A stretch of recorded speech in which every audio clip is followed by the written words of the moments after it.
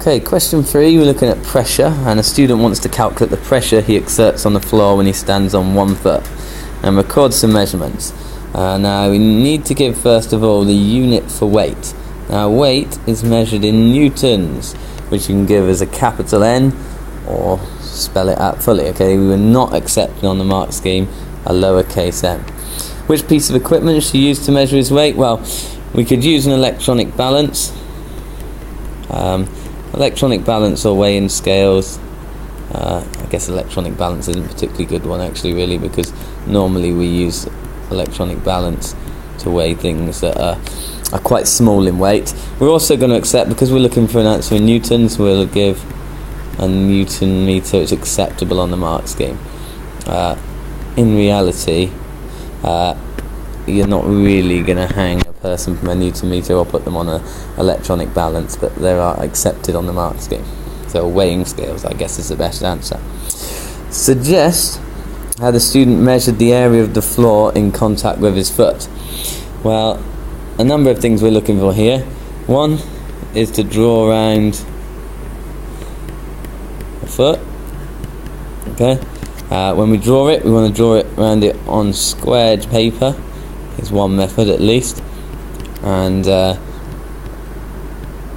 we need to have some. Oh, sorry, that should be centimeters squared there. So we want paper with known areas on it if we can. So the normal kind of maths paper is in square centimeters, and then we're gonna count the squares. Okay.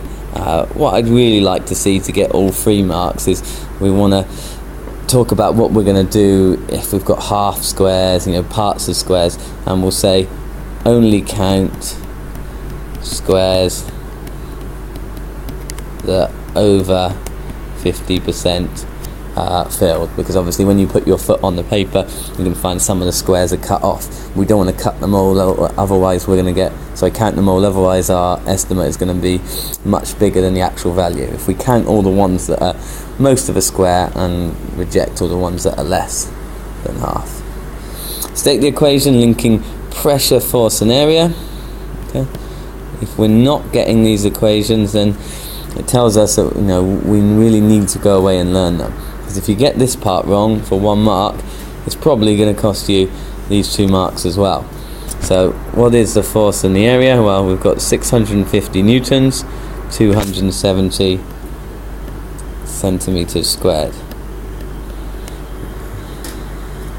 Now that's okay, because if you look at the units there, they are in newtons per centimeter squared, so it's okay to use the unit already given, and that answer comes out then as about 2.41. So you get 1 mark for your workings, 1 mark for your answer.